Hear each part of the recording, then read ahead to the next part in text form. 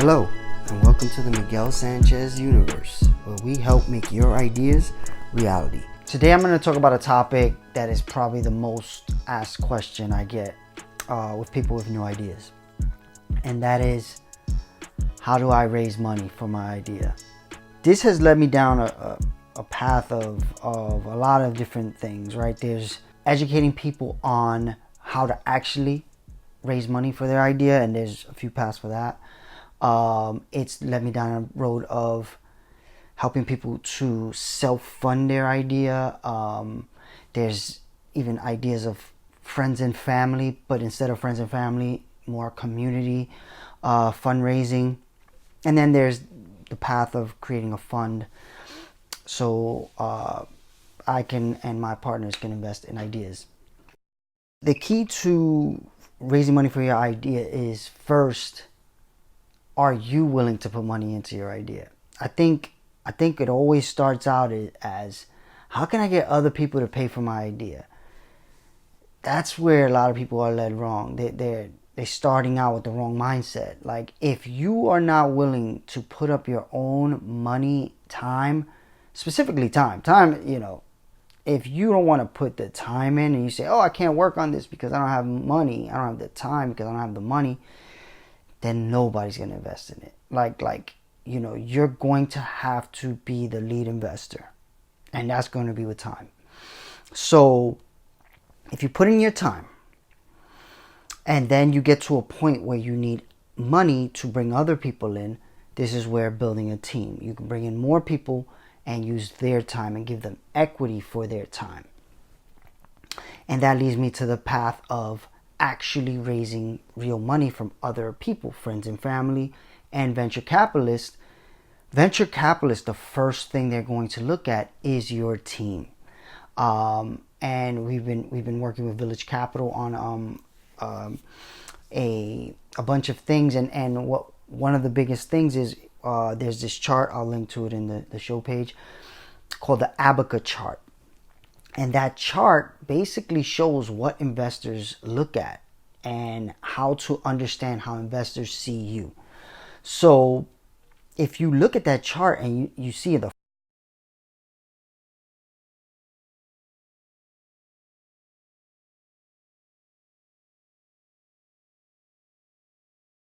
first thing on the lower left hand corner is the team. Do you have at least 2 co-founders that have experienced the problem? Why that is the first thing that investors look at is because that is telling them other people believe in this idea enough to invest their time. And the most valuable thing, more valuable than money, is time, right? If you had $1 million to throw in an idea instead of 20 years, you would throw that $1 million. Anybody would. So the idea is, are you willing to put the time in, and can you convince others to put their time in before you convince me to put my money in? This is where the drop-off happens. Everybody comes with a great idea. Oh, I have a great idea. How much is it going to cost me to make this idea? All right, I have an idea for the next Uber. Okay. What does it do different than Uber? Or are you just competing with Uber? Oh, I don't know. Can someone make me an app? Or someone help me figure that out? That is probably your first team member. Whatever is the barrier you believe you have to raising money or making money, that is the team you need to create, right? So if you say, okay, I don't know where to start, I know I just have this good idea. Okay, you probably need a product manager, a UX strategist, or UX meaning user experience person. What they will do is they will help you create the blueprint of your ideas, like building a house. If you want to build a house, you need a blueprint, right? If you say, hey, contractor, make me a house. Or you say, you go to a dealership, hey, I want a car. Okay, what kind of car? What specifications? That's what a user experience person will do. They will create the blueprint in a very low fidelity way, meaning boxes, squares, circles, not designed. It's just the overall concept of the idea, what every page will have in the simplest form. So then you have your blueprint. Then you need it designed. Maybe you need a designer. You can just hire these people though, right? If you don't want to pay for it, you're going to have to get team members, and you're going to have to convince them of giving their time as an investment in the company. So if they're investing in the company, they're going to need some value for that. It's either equity or money. If you don't have money, you need equity. So, or maybe they owe you a favor. I don't know. So then you're going to need to understand what game you're in this to play. What I mean by that is, if you want to raise certain kind of money, you have to pick a different path, right? So if I give you the basic idea, let's say you have an idea that is able to just make money over time, right? So you may not need a venture capitalist, at least not right away. There's venture capitalists, then there's private equity. So if you believe that your project can start making money because you believe that there's clients that would pay for it right away, you may not need venture capital. You may need, you could take a bank loan for that. You can take friends and family, which again, in communities like ours, friends and family doesn't really exist that often. What I mean by friends and family is raising money from your friends and family. Meaning, you find someone that has money and you say, hey, I need $10,000 to make this happen. Are you willing to put that $10,000 in for either equity or future equity? And I now, knowing what I know, I would always recommend future equity is better for both parties, because if you set the equity too early, you're kind of punishing the company. So, and there'll be more on all that eventually too. But if you look at it and you say, okay, I want to create this company and it's going to make money very fast, you may not need venture capital. Venture capital is more for ideas that are going to take a long time for money to be made. Venture capitalists love this because they get more upside for their money, right? So if I told you, I love your idea, I can see how it's going to take 2 years till it starts making real money, I'm willing to fund those 2 years for a large stake in the company. But that is a different path. If you take a venture capital person's money, venture capitalists, the way they make their money back is on you exiting that company, meaning somebody else buys it or it goes to the stock market. So if that path is not set and is not on track, they will either remove you from the company or just let the company die. So they have to believe that this idea is on that trajectory. They want to know, oh, okay, you're making an idea that I know a company will buy you in 5 years for maybe $100 million. So I'm going to give you $1 million right now, so you could take 2 years to figure it out. I'm going to take a large percentage of your company, 20%, 25%, who knows, depends on the negotiation. And then over the few years, we will angle our traction, meaning how well the app is doing, towards a company to come in and buy it. You see it all the time. X company was acquired by Y company, right? So what happened there was the company was created in a way that was going to attract these bigger companies from the start. So if you are thinking about venture capital, you have to think about that. That is the most common way venture capitalists make their money back. And they're looking for who is going to acquire you and why. So your whole idea has to be around that. And once you do take that path, it's more likely that someone will acquire you, because everybody's work is going to be angling towards them acquiring you. So it makes sense. But if you're just starting a company, you don't really know how you're going to do any of this, it's much tougher. So I always tell people, if you're trying to take venture capital money, are you willing to play that game? Are you willing to angle your company to be eaten up by a bigger company? That means not necessarily that your idea will flourish. Some companies buy up companies, eat them up, and the idea goes away because it was a competitor. It was something that just didn't make sense for them after a while. But they gave you the money, you made your money, you're out. But your dream idea is not going to happen. And you can't recreate it because you just sold it to them. So that's one thing. And that is a very viable and valuable path. It's just you need to understand the path before you choose how you take money. Because you can't take the money and then say, you know what? We don't want to do that anymore. Because then those investors will never make their money back and your name is mud in the venture capital world and you'll never be able to raise more money. If you're okay with that, that's fine. But I always tell people, understand that route. The other route is your own money. Then you have your own control. If you spend all of your own money on paying people for your idea to happen, you keep your as much equity as possible. You know, maybe sometimes you create a deal where you pay someone a little bit less than they're worth, but you give them a little bit of equity because the offset of how much you were going to pay them. Let's say you're going to pay them $10,000, but you only have $5,000, so they've invested $5,000 in your idea, so they have $5,000 as an investment. That's one idea. That's another idea. And then there's a new idea that I've been learning, and I traveled to Spain to see one of the biggest in the world, and those are cooperative businesses. Actually, they're not even a new idea. It's been around forever. It's been like suppressed in America because it's not the way rich people can make as much money as they can. It's called cooperative businesses. So a co-op means everybody's a partner. Everybody shares in revenue, profit.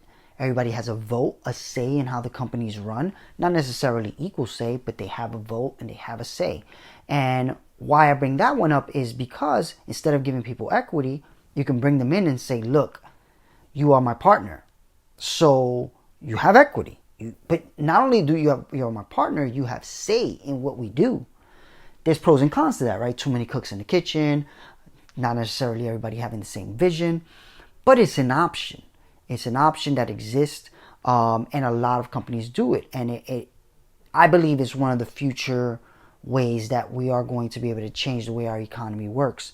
But we're not there yet. So there needs to be some type of hybrid right now that I'm personally working with MIT, different organizations, venture capitalists, to figure out some type of middle ground where both those worlds can collide.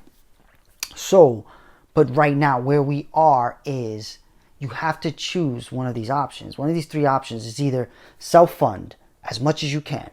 It's either pick a path of taking money from investors, which means the way those investors get their money back most of the time is by someone else acquiring you.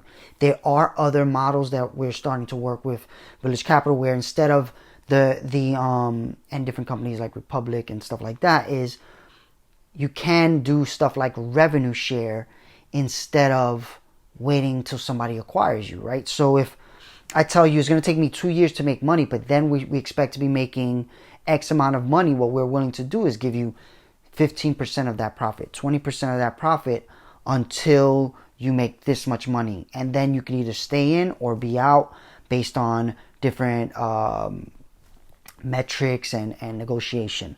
So that's another thing that doesn't exist that much right now that we're also exploring. But these are all the different ideas. This is why it's such a loaded question about how can I raise money for my idea. It really comes down to what path do you want to take. The path of self-funding is going to be the most control. If you want the most control of your idea, your future revenue, profits, self-funding is going to be the best way to do that because you have all the say. You paid everyone, so they have no say. They are work for hires. You own everything. That's a viable option. And if everybody could do that, I'm sure that's what everybody would do, but most people can't. especially in communities of color. So the second option that I believe people should look at is bringing in team members and giving them equity in the business. How you do that, that's a whole loaded question too, and I'll have another podcast just about that. Then there is, if you want to make sure that people are going to stay longer and have more vested interest in your company and your idea, a cooperative is probably the next phase of that, where you're giving people equity plus future incentive to stay for long as possible, because they know this is mine too, and I'm going to share in the upside as much as everybody else. Well, not equal, but enough to make them want to stay, right? Versus right now, you work for a company, there's no upside. You know, they're going to give you a raise if they feel like it. If you work for a person that is funding the whole idea, you're just a work for hire. If you're a team member and you just have equity, eventually, what if years go by and that idea hasn't popped off and you just want to leave? Your equity is not there, because what happens is when you have a team that you're creating, you create this thing called a cliff. And what a cliff means is, how long do you have to be with the company before your equity is set in stone? And what companies do is they set that cliff to be pretty far to ensure that people stay. But it has a reverse effect, because it makes people not want to work on it as hard, because they feel like at any time it can go away, right? Versus a cooperative, you don't initially just have equity. You come in and you work for that equity. It's not for years. Normally it's about a year. And then you start vesting into your... Vesting is another word you need to understand. Vesting means how much you are into your equity. So there's a vesting period, which means in year 2, you may vest 25%. In year 3, you may vest 50%. In year 4, you may vest 25%. So over those 4 years, now you have 100% of your equity, right? So that's a vesting schedule. Cooperatives work the same way. In a co-op, you may have a vesting schedule towards when you are a partner at whatever level. And then through more time, you become a higher level partner. And there's all kind of co-ops, and that's another thing I will be discussing and creating content around, because I'm very interested in it. Versus venture capitalists. Venture capitalists don't want people vested, because if they are vested, then it kind of limits what they can do. If you are acquiring a company that has a lot of people that are vested, it's harder for you to move people around and maybe kick people out.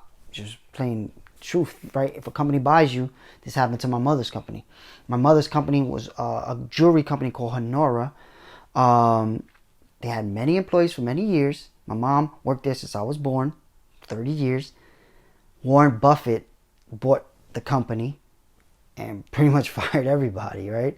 But he couldn't fire the owners because they were vested 30 years, no doubt about it. But I'm sure there was a vesting schedule where after time they are out.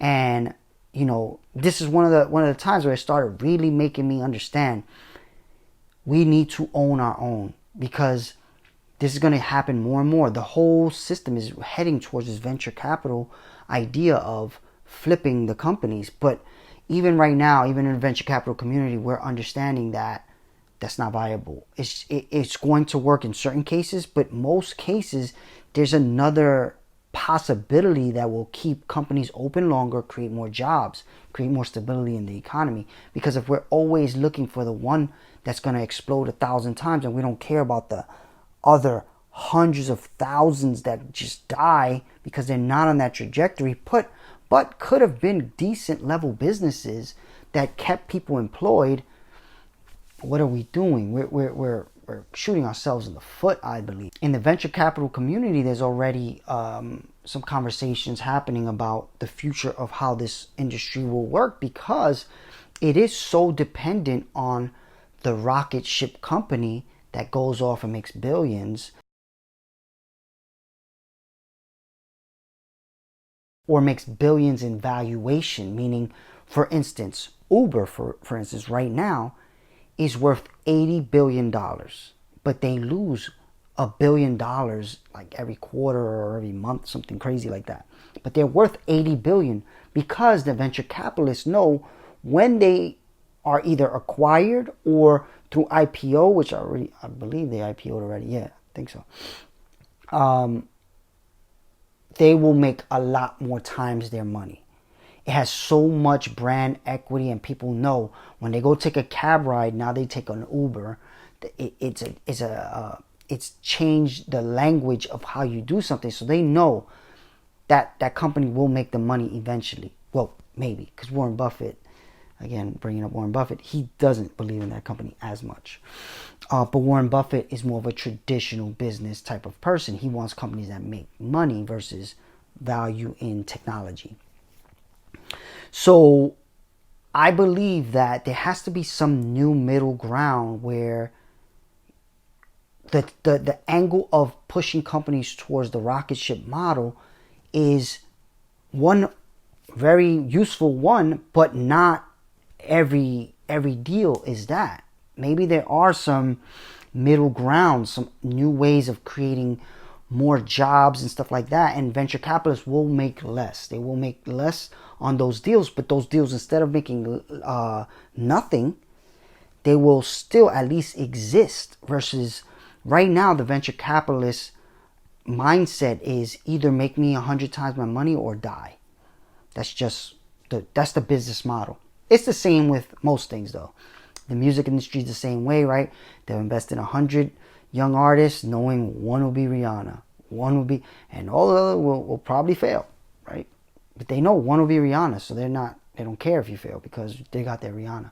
So, but with business, with ideas, with all these good ideas that probably can create a lot of jobs, I feel like there has to be a middle, and you have to, as the person with an idea, think, where do I see this in 5 years, 10 years, 20 years? If you see it in 5 years and say, you know what, I'm willing to sell it to whoever wants to buy it in 5 years, then build it for that. Build it for that, go for that path, go for venture capital, go for that. If you want 10 years and say, I want a company that has 100 employees in 10 years and I want to still own it, and I want to make sure that my vision for it lasts, venture capital may not be the route. You may need to figure out how to self-fund more and maybe think more of the cooperative-like world, which is, how do I keep people? How do I incentivize people to stay around for 10 years? And that's where the cooperative model. Cooperatives are not built to flip. They're built to last forever. And generations and generations can work in them. Not sure how viable that's going to be with things like artificial intelligence, stuff like that. But just to give you a background on what I'm thinking, I believe people need to make cooperatives and own the future AIs. If a community created an AI that it owns and it can make money on forever, that community is better off, right? Versus making an AI that they flip to Google and 3 people make $100 million each. And then the rest of that community is done, because that job that the AI took wrecked that community, right? So, this is where the interesting nature of what's going on with technology is more and more going to, you got to stay, glued to it, like the news. Instead of, reality TV, you need to be looking at what's going on in your industry technology-wise. Because if you don't pay attention and your job, you see there's this new company that's coming up that's doing your job, and you don't pay attention to that, and then, hey, next day, everybody's fired because we're using this new company. It's your fault. You can't blame anyone. It's not like the information is not out there. It's just more about, are you looking for it? Are you seeking it out? Are you reviewing it instead of doing other things, right? So if you do have an idea, reach out. Definitely there's this document, this Abaca document is going to be in the show notes on the show page, and you should really look at that document, because that document will show you the route towards venture capital, and you will have to understand what you need to have to be able to raise money.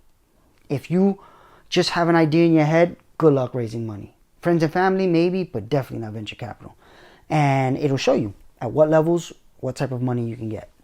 So that's one thing. You can check that out. If you want more friends and family, there's angels.co, I believe is angels. Again, I'll be a link in the show page, where there's angel investors. Angel investors are people that invest anywhere from 50 to 250K,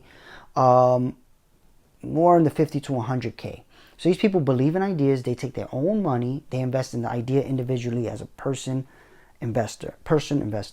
Versus venture capitalists is a pool of investors. A venture capital firm takes a pool of investors and invest their money all over, and that's a little safer than just investing in one idea. So angels, there's a website for that. Another thing to look at is republic.co. You can see some other companies that have raised money and how they did it. But republic.co only accepts 3% of companies. We are starting down the path of trying to create our own version of that if we can, so we can help more communities of color. And there may be other things already that exist.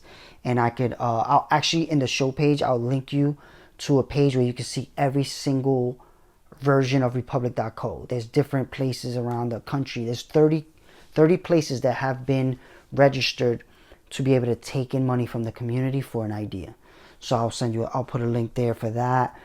And then self-fund, save your own money. If you have no idea how many times I've seen people from communities of color just blow money. Like, I've gone to clubs with friends, and in that one night, $5,000 was spent. And there's an idea that could be $1 billion company 10 blocks away, where that $5,000 could have been the difference. And those people could have been the investors in an idea that could have been $1 billion. And that's just one night. I've been many nights where I've seen this happen. So we have to start thinking about this differently ourselves, right? We can be angel investors. We can be friends and family to good ideas if we spent our money right. We spent our money better, right? And that, to me, is one of the education processes we have to go through as a community, because we spend a lot of money, and all corporate America knows minorities spend a lot of money, but we're not spending it in the right places. We're not investing it. We're wasting it. So if we, as a community, think about just the Bronx. Bronx has 1.4 million people in it. If each person gave $1 a month, that would be $12 million that could be invested in projects that could help our community. So these are the things that we're working on, and at Meta Bronx, we just took in application process. We got 55 companies applied. A lot of them are working on things that will help the community, but they can't raise the money. So we're working on that. We're looking at maybe creating some type of incubation stage where we figure out ways of helping them. There's also companies that are on their way to the venture capital model. Patents, great traction, great founders who want that path. My goal is to create a win-win-win. Something that wins for the investors, something that wins for the founders and the workers, and something that wins for the community. Thanks for listening to the Miguel Sanchez Universe. Hopefully that was helpful. And please share and subscribe to the podcast, and hope to see you back next time. Thank you.